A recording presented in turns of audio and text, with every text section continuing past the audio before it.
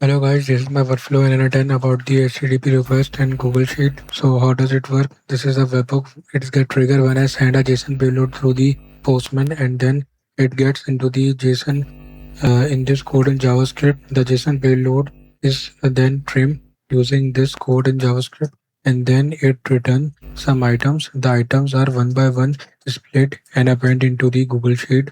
You can see it here. So let me show you the postman. Here is the postman. You can see that I have the get request, and here webhook is also accepting the get request. So in the body, I have created a body with the JSON items such as user ID, event purchase, amount, currency, and when I execute this, it will send the payload to this, and the webhook gets triggered and the items are successfully executed. So it will append into the Google Sheet. Let me execute the workflow and show you.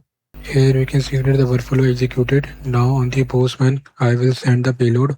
The payload has been sent, and you can see that it has been successfully executed, and the append is also successful. So let me show you into the Google Sheet.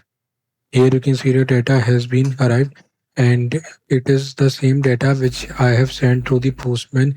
Like the item, the user ID is 12345, and here the 12345 ID amount 49.99.